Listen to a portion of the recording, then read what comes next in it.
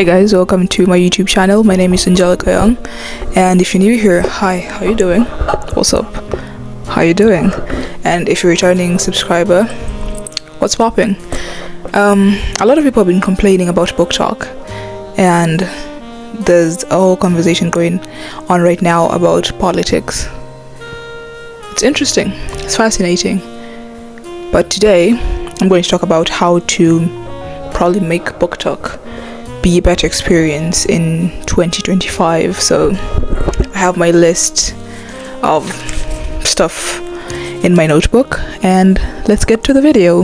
I joined BookTok and TikTok in 2024 actually, because I was really reluctant in joining TikTok because a lot of people were talking about the algorithm and how it's like it grips you into, addiction, so to speak. And yeah, I was reluctant, but I loved the BookTok side. I was like in TikTok without an account, and 2024, earlier in the year, I made it official and I just joined BookTok. They love posting content over there if you want to check it out, which amazing content if I do say so myself. Yeah, but a lot of people have been getting a lot of stuff talking about how BookTok is horrible, BookTok is a mess, and I haven't really experienced that in my side of BookTok. And if I see that I'm going to sort of get into that rabbit hole, I try my best not to get into that rabbit hole. And because I think that is attributed to the fact that I joined TikTok a bit later than everyone else, because I knew the nature of the algorithm, and because of that I was able to curate my algorithm into, to fit what I liked and what I want to get out of it. So to me personally, I feel like Instagram is the problem. Like Instagram reels are more of like the type of brain rot reels that come in my Instagram page, because I've been Instagram from 2017, but in TikTok that's the opposite, and I can't just be addicted to TikTok. So a lot of people talk about maybe like, oh, Instagram is not so bad and TikTok is the like bad app, but to me it's the other way around. Yeah. So how did I do that, and how can we make BookTok be better in 2025? So first of all, I am the hugest fan of like using AI, because AI is here to stay unless it takes over the world, then of course it's still here to stay. It's just that we as humans are the ones who are going to be annihilated. So because of that, as you've seen from my previous YouTube videos, which you should check out, it's going to be somewhere over here, I've tried my best to get new book recommendations, because what happens in BookTok is you get the same recommendations over and over and over again. For example, for me, I'm in the literature talk type of BookTok, I'm in they talk about the people, the creators that I follow talk a lot about Dostoevsky, Franz Kafka, Sylvia Plath, James Baldwin, Toni Morrison. And before that, before I realized that okay, I can curate my algorithm to bring people like James Baldwin or Toni Morrison, it was just like very monotonous, because it was always Dostoevsky or Franz Kafka or Albert Camus. And there's this person talking about how like you like philosophy, but these are the only people you listen to, or these are the only people you read. Like, yeah, it's actually being very monotonous, because we just talk about Russian philosophy or German philosophy and some English philosophy.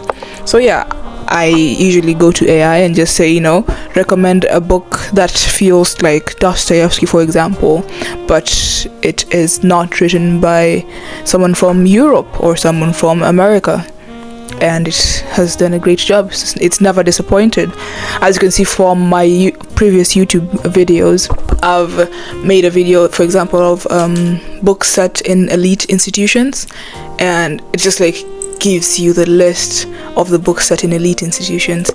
I love that, because currently, right now, I'm writing a book that is supposed to be a dark academia-esque book, but that's my goal, to change the perspective and to bring a new perspective into that field and write it from my experience in high school in Kenya.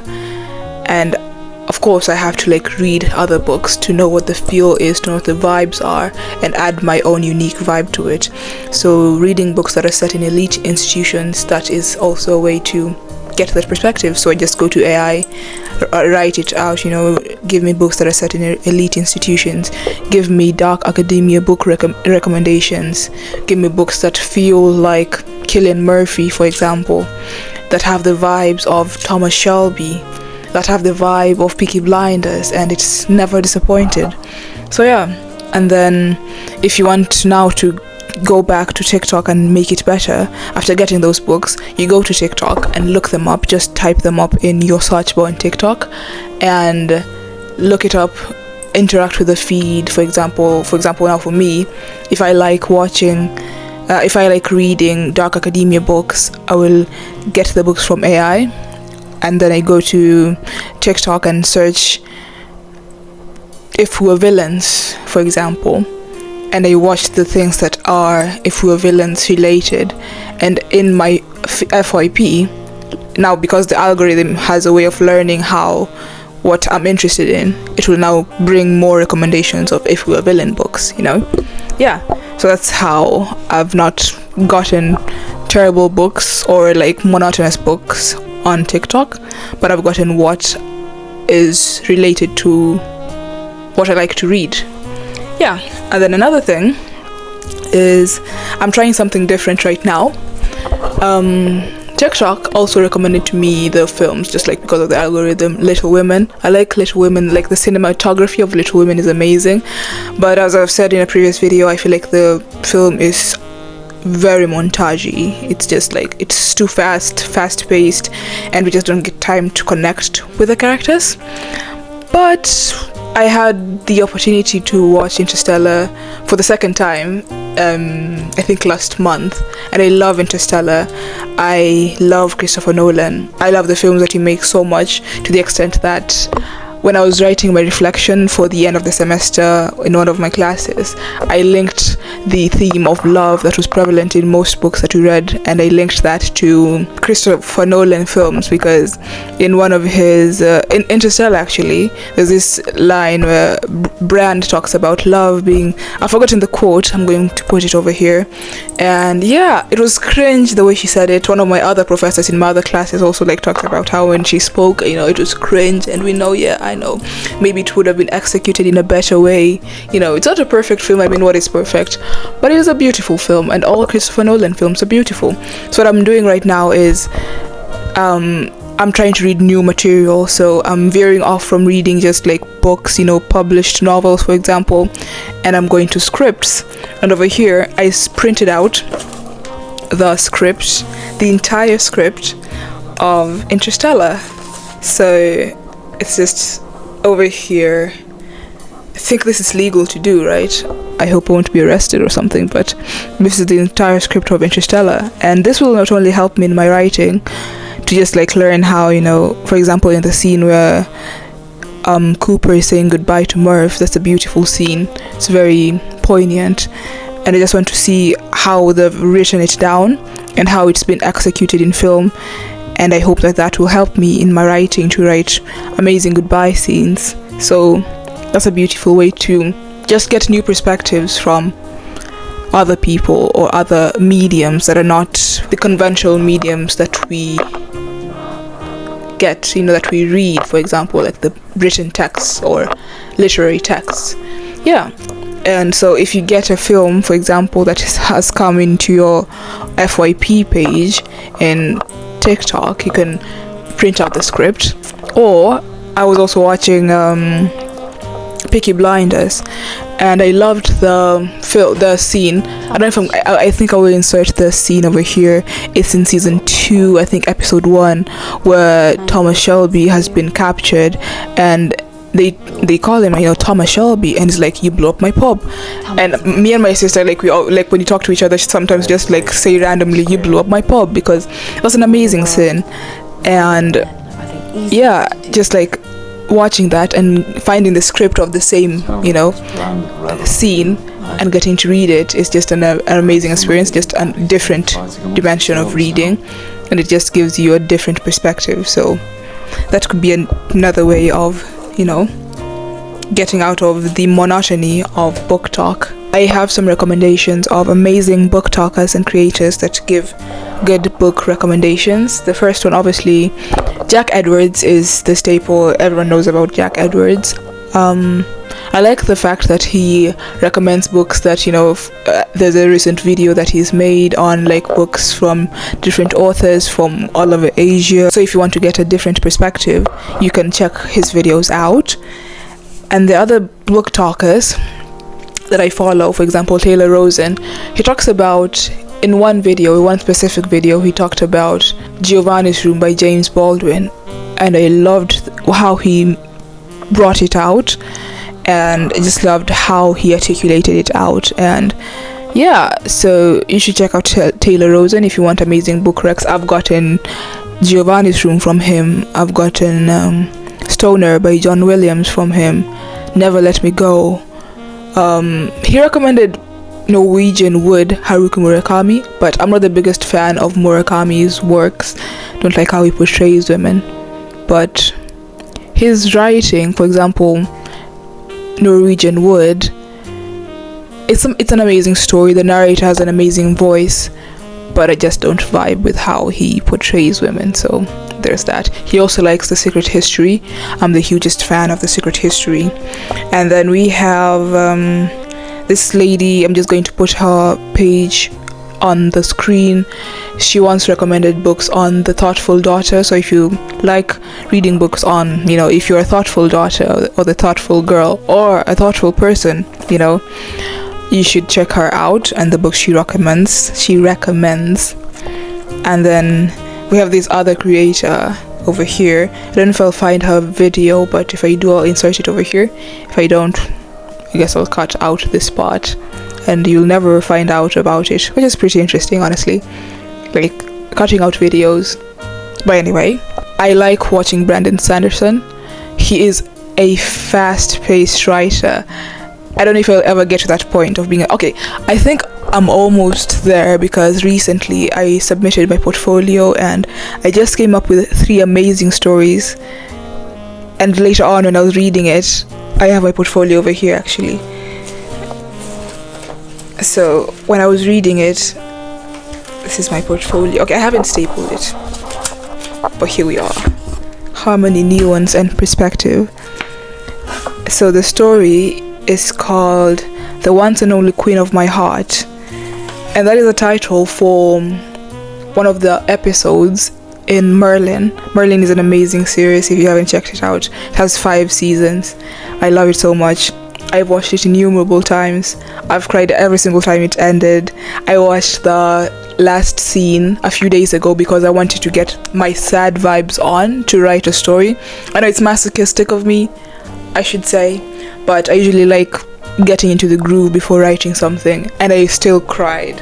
So that's how much I love Merlin. It's just an amazing film. But yeah, the story is The Once and Only Queen of My Heart, and that was a title in the scene when Arthur and Gwen, like Arthur was, for some reason, he had to stay in Gwen's place, and that's when he realized that he fell in love with her, and she became the once and only queen of Camelot. And yeah, that was now the title, just to like use that as motivation. There's a lot of biblical allusions in this, but anyway, I digress. So yeah, I don't know how we got here, but yeah, I was talking about Brandon Sanderson, and I like watching Brandon Sanderson. His TikToks just motivates me to write. He has amazing speed in writing, and I admire that. And then Donna Tartt edits. I don't think Donna Tartt is in social media, but I love how she talks about the books that she writes in the interviews she has. So Donna Tartt edits. There's tremendous suspense in the Iliad, and you know everything that's going to happen. They tell you everything that's going to happen in the first 6 lines. And I mean, this was just a very interesting question to me. How do you create suspense from knowing what we already know? And then it was funny. I love Alfred Hitchcock, and I read something that Alfred Hitchcock said. He said, suspense doesn't come from having a bomb thrown from nowhere, at the hero. Suspense comes from having, two people sitting, talking at a table. There's a bomb ticking underneath the table. And you don't know when it's going to go And off. the audience sees it, but the characters don't. And that's what suspense is. And I don't know. I mean, in a funny way, that was what made me want to write this sort of novel, And I love watching interviews with authors, so I like watching the interview with James Baldwin. There's this amazing conversation he has with Nikki Giovanni, and it's just fascinating. If you're a writer, you would love to look at that if you just want to learn dialogue and communicating and the nuances of dialogue, if you want to have good dialogue in your writing. But it's an amazing conversation, just seeing how an amazing author thinks and how they communicate is just fascinating. And there's also this conversation, my friend sent it to me actually yesterday, and it was James Baldwin talking in Cambridge Union, and it was just still amazing. Just love watching the conversation he has in different YouTube platforms. Yeah, another platform before I finish is Pinterest. Just again curating your algorithm, because the algorithm is what matters. If you interact with bad media, it will, energy in equals energy out, as we've learned in climate. And so if you interact with bad media and horrible BookTok content, eventually what will come out is equally bad media, if not worse. So again, in Pinterest, I've realized that it's algorithm driven, and you can go from AI, just get the books and look at the covers, interact with the aesthetics in Pinterest, and hopefully it will bring more recommendations that are amazing. Here are some of the examples of amazing recommendations I get from Pinterest. One of the saddest things about a reader is that your TBR will always be growing. It's always growing, and it's sad because chances are you will not be able to read all of those works in your entire lifetime, because we can only live for so long, and it's sad. But I think that's the beauty of life, just getting to read books and savoring and relishing its beauty. So yeah, Pinterest, it's an amazing app, not gonna lie. But that was it for this video. I hope you enjoyed it. If you haven't checked out other videos that I've made, do so. It's amazing. And be sure to subscribe if you haven't already. And I'm planning to do a video. Once again, I have a list of videos that I'm going to make, but I have a lot of ideas, and I hope 2025 is fruitful in all the ideas I'm planning to make on this platform.